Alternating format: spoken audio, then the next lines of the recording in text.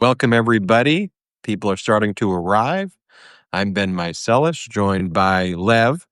We're gonna more people join. We'll discuss, the implications of the 20,000 emails that were released by the Epstein estate, obtained by the Democrats on the House Oversight Committee through hard work, tenacity, relentlessness, fearlessness against Republicans blocking this at every stage. What's so fascinating to me is that these aren't even supposed to be the bad email. like Yeah. this is like the appetizer to the appetizer. Like when you go to back before Trump destroyed the economy and you'd be able to go to restaurants, this was like the bread that they'd give you before the appetizer or Yeah. before everything. And these 20,000 emails. I mean, Trump's like the main person in these emails, like setting Just aside think the about ones that that. are out there. Like it seemed like all Epstein was talking about, to the point of obsession as it moved closer to the 2018 period was Yeah. was was increasingly focused on Trump in those emails. But what was very fascinating to me, and we'll get into all of this, is the emails from 2007, 2009, 2011, 2015. Those to me are kind of more significant because they predate 2015 so-so, but predate Trump being a national political figure. Yep. So in 2011, when Epstein and Ghislaine are talking about Trump as the dog that hasn't barked yet and being at the home with victim redacted, that's 2011 stuff. In 2007 emails between Epstein and Ghislaine about the WPB documents, West Palm Beach, about Trump and Abe Gossman and Plaskow and Trump not speaking to the feds, or Trump speaking to the feds. I mean, that was, the Gossman references to the property in West Palm Beach, I believe, that Epstein was going to purchase for 30 million, 35 million. Trump purchased for 40 million and then And sold it to so a to the Russian Russian. oligarch Rybolov 4 years later for 95 million. And the question is, and we don't know, did Gossman make money from this for kind of the foreclosure sale to Trump to the 95? Did any of that find its way back to Gossman as part of it? We don't know, but there's a lot of there. So, Lev, you've been reporting on a lot of this. I did a video today on YouTube that went through methodically all 20,000, and I picked Yep. out about 100 of these emails, everything from Epstein saying, Trump is, as dirty as they get, Epstein emailing his brother memes of Trump, Epstein and Epstein's brother memes of Trump saying you would never trust this guy around your kids. Just think about that. The leader of a sex trafficking ring of children Would is not trust. sending memes of Trump during the sex trafficking ring saying, don't let this kid around your It's daughter. insane. Okay. So help me make some sense of this all. I mean, Ben, and we've been talking about this and reporting on it from, July 4 weekend when they tried to bury it. If you remember that infamous when they, put that memo out July 6th, like tried to kill it. There's nothing there. Forget about it. There's nothing. I think with every day that goes by, I think we're getting more questions, we're seeing. And the interesting part is we're seeing more linked to Donald Trump. More link. Even in the first, dump of stuff that we got when we were tight, we saw that Bannon was involved with Epstein. We saw that Peter Thiel was involved with Epstein. We saw Elon Musk was involved with Epstein. We're starting to see a lot of people inside Donald Trump's inner circle that were involved with Epstein. But now we're seeing directly one of the things that Donald Trump has been saying for the past several months is, I've never been to Epstein Island. I've never been to Epstein Island. Well, we now know for a fact that Donald Trump was in Epstein's house. not only was he in his house, he was in his house with another underage Yeah, girl. according to Of Epstein's course, email.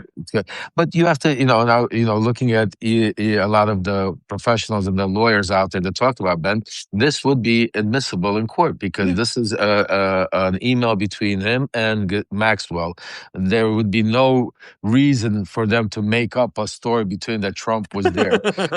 So unless you're You know, thinking, let's look, get, I'll give you from a legal perspective, the yeah, objection would be hearsay. The exception to hearsay would be statement against self-interest, or when you make encrypt. So there would be an thank you. exception to hearsay, or you would say it's not to prove the truth of the matter asserted. But I think it's a statement against self-interest because they're talking about Themselves engaging in in untoward a conduct. conspiracy. Correct, exactly. And the interesting part is he's talking about how why isn't Trump being looked at because we were, and so there's a lot of code language there which we could, just assume and think about. But the fact that it shows a lot more relationship, and the fact that it's talking about it telling Trump to stop, he knew about the girls, that email. There was another very interesting email that a lot of people haven't talked about yet, but I'm looking into right now and doing some really, really a lot. I have so many phone calls in, waiting for some responses, Ben. But the letter that Epstein, and we're going to get into the Michael Wolff one in a second, but the letter that Epstein was willing to give Putin, literally. Information, or tell him how to Lev, be. my question is, these people. Who's Vitaly Chutkin, who's referenced on it? Do you He know who used that is? to be the ambassador to the United Nations. And he So died. Was he murdered, or there's a reference that he died, or like he suspiciously? passed away suspiciously, again, in that world, it's hard to say, Yeah. how they, but it's a suspicious death. Yeah. And that was the link. And that's the interesting part because that was Epstein's link. So Epstein had a link and he's talking about, like, and now he's talking to some other either ex-ambassador or on the He's thread. speaking there to the Who's he? Yeah. former Thoiland Jagland, Yeah. the former prime minister of Norway. He's messaging the former prime minister of Norway, who's going to be meeting with Lavrov's assistant shortly. Correct. And Epstein saying, I gave Vitaly Chutkin this information on Trump. Chutkin would consult me on Trump stuff. And he's not telling like a rando. He's telling the former prime minister of Norway who's Correct. meeting, with Lavrov, you should come to me. I have the playbook on what you need to know. 1 month before Helsinki.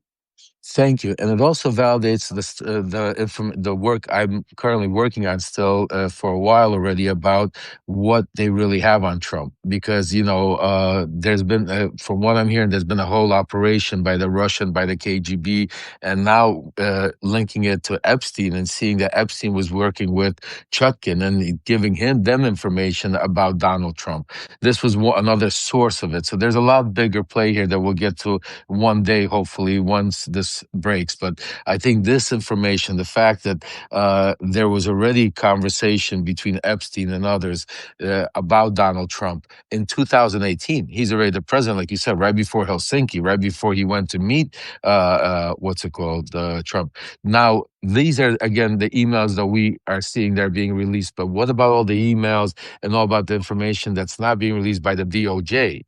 That stuff that is really, that is the important part, is the missing link that we're not seeing here that we need to be able to see. And that's why hopefully we're going to see the next steps that play out. But I'm hearing, Ben, from my sources that literally today he said those files, I'll quote one of my sources, those files will never see the day of light. But he's already calling senators. He's pushing, I know yesterday they were putting pressure on Mace and Boebert. It looks like it didn't work. I'm also hearing that this is still not the end because the vote is in a week, and they're heavy going to attack Mace. Mace is going to be one that they're heavily going to be attacking, that I'm hearing. And now they're already moving on to the Senate because Trump does not want to get that on his desk. He does not want to be the one that makes sure that it doesn't see the day of light. One of the interesting things that Epstein says in the messages to a New York Times reporter is he goes, I really don't think even this is, and Epstein is a very self-aware observation that Trump's supporters will care even if I said some of the stuff that I know because, and then he says, because his supporters really don't care about anything. He said that in 2017 or 2018, and the guy's name is Landon Thomas, former New York Times reporter, was speaking to him. This is an interesting observation by Epstein. But, one of the things we've been covering here on the Midas Touch Network, and, it sounds like you're going down this conspiratorial rabbit hole with Israeli intelligence, Mossad, this, that. But when you read when you read the emails are the emails. I mean, you have Epstein, 2011, 2012, right? He's speaking to Ehud Barak, the former prime minister of Israel, former defense minister, and they're talking about bringing Israeli surveillance technology to bolster leaders to cement themselves as authoritarian regimes in places like Cote d'Ivoire and Ivory Coast and in South in Africa, in Mongolia, and they listed other countries at that time that are war-torn, ravaged countries to bring this technology. And it seems like Epstein was a middleman in a lot of these deals, bringing defense technologies to help authoritarians run surveillance states in their countries, using the sex trafficking ring that he previously ran and continued to run as a way to have the introductions to these wealthy, connected people and then bring people together and then commission these things. And then this email, again, it's important to note that this world, deep, dark, murky, liars, people who puff their chest. It is a dark world. And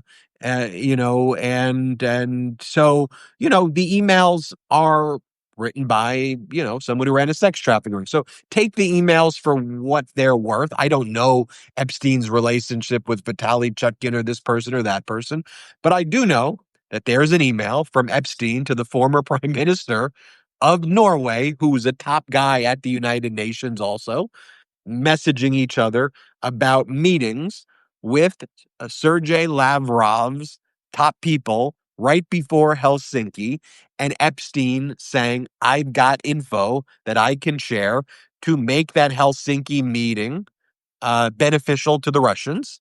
Yep. We know from the suspicious activity reports that came out from JP Morgan Chase recently that Epstein was using Russian accounts a lot as well. And there was a $1 billion money laundering scheme going back to 2007. And we know that whatever the hell happened in Helsinki, Trump looked like he saw a ghost when he walked out of that meeting. And so those are the undisputed facts. Now, the connections, the connective tissue needs to be made. And where does that probably reside? In the files that they don't want to release. And Thank so you. that's my take on it all. Let me get your final take on it, because I think we're doing more. It's easy just to point out the email, oh, the dog that didn't bark and blah, blah, blah. There's a whole broader picture here. Much. This is so much bigger than and that's why you're 100% right. And by the way, what the reporting you guys are doing in Midas, God bless you guys, because you're really bringing out the true reporting and exposing it and showing and this is what needs to be done, because this is what needs to be in the news right now, because this is these emails, like you said, is one thing, but connecting the dots of how bigger this conspiracy is and where this really goes, because let's understand one second. These emails are talking about how to control the sitting U.S. president of the United States, how to be able to extort the sitting president, how to be able to use a president. And like you said, afterwards, we saw a lot of crazy things go on that we're still seeing till this day, the relationships between Putin and Trump. Some of the things I talk about on every single day on my Substack that we're trying to break. So yes, but what we need to do is we need to keep the pressure on. We need to make sure that they release the files, because Trump's going to do everything he can to make sure that those files are released. They're going to the mat with that, and that's why this has to be the line in the sand that we draw, and that we have to make sure it happens, Ben. Why don't we just take the remaining 3 minutes of rapid fire questions. If anybody here has a question you want us to answer, it's 10:54 right now, West Coast time. I'll take 2 minutes of questions. Let's try to do rapid fire. If I see the questions come on, I'll try to answer them if anybody's got them. And we'll go. Can I say a good one while you're looking for them? Mhm. The one thing, and one of my subscribers just asked is, where is Dan Bongino? That's one thing, if you can, and I'm glad somebody brought it up, and I think this is an important one, Ben. I've been reporting on this, and my source have been telling me that Bongino is not nowhere near on the same side with Trump, with them. Part of the meeting that was supposed to take place. I even broke that, was supposed to be to unite. Patel was supposed to speak to Bondi, and they were supposed to bring Bongino back into the group. If you take a look, he has not commented on the Epstein, anything to do with the Epstein, since the day he left the office for 4 days. He came back. Him and Trump had a blowout. Ever since then, him and Trump, you have not seen him in the Oval. You have not seen him near Trump. Trump has not mentioned him. And from what I'm hearing, he is a loose cannon when it comes to the Epstein files. He made his whole life career on the Epstein files. And what he saw all of this as a deputy attorney. So he knows what's in there. And he's right now conflicted. A, because he's scared of Trump knowing what they're capable of. B, that's his whole world mega. But C, nobody's been asking him the questions. And I think we need to start putting the pressure. Where is Dan Bongino on all of this? He was the biggest voice on discovering the Epstein files, uncovering the pedophiles. Why haven't he commented? He doesn't come on Fox. He doesn't come on CNN. Take a look at his Twitter. He'll talk about everything from the arrests that they make, how good the FBI is, yeah, Charlie Kirk, everything except with the Epstein files. And that's I think could be the link, the straw that if we pull. I've spoken to Congressman Rokana about it. I've spoken to Congressman Don Bacon about it. They said they can't, there's no way they could subpoena. I think if we do an all-out blitz, maybe, you guys do your research, we start putting the questions out, we start making his name out, and we start rattling the cage, you never know what could happen. But I'm telling you, Bongino could be the straw that breaks the camel's back. The wild thing is that if you said that in the Epstein files, these emails were it, you'd still come away saying, "Oh, it's pretty bad." There is. I did an interview with someone, Chris Hayes, that's going to be released at some point today. And he just said something interesting. I haven't thought about it like this. He used the term acclimation and how humans, a- as survival species, that we acclimate and we adapt to difficult situations. And so you can throw human beings in war-torn areas and all these things, and human beings acclimate and they figure out ways to survive. But in an acclimation process, sometimes that equates to normalization and to acclimate in traumatic moments, which we're living in right now, where I think there's almost a mass post-traumatic or actual traumatic moment that the US has been inflicted with, both from COVID, Trump's first regime, and what he's doing and terrorizing this country every day. But sometimes part of that adaptation and acclimation is forgetting who we are and that this is bad and this is really bad. And in other times in history, just any of this stuff, as my phone drops, I was like, oh, this is good. Any of this stuff would be clearly impeachable, immediately removed from office, Immediately. everything. And it still should be the case. It's just where we have to talk about this is from a moral perspective too, and going away from the political and just wake people up and say, this is bad. This is a child sex trafficking ring leader in Epstein, and he continues to mention the president of the United States. I mean, in the UK, their ambassador to the US, Lord Mendelsohn, he's lost his job and he's done. Prince Andrew's no longer prince anymore. He's lost his titles. you go through everybody who's been affiliated with this, even someone like a Larry Summers, Yep. Ken Starr, Can't start. these people who are in it are disgraced. They're viewed as disgraced human beings, and they're pushed out. Except for this one, the person who's leading the country, which makes it infinitely worse. And I just think we have to remember that. So why don't I leave on that note, Lev, and tell everybody subscribe to Lev's Substack, subscribe to our Substack here. We're going to keep bringing you the facts. Make sure you go watch the YouTube video I did where I break down all 20,000 of the files. I'm going I to go think watch that myself. Absolutely. go watch it. I called it full 20,000 something. And anyway, we appreciate you That's all. it. We appreciate you all. We're grateful for you. And subscribe to everybody's Substack. And we appreciate this platform. Thanks, Lev. Absolutely, guys. Thanks, Ben. Keep doing it. Talk to you later, brother.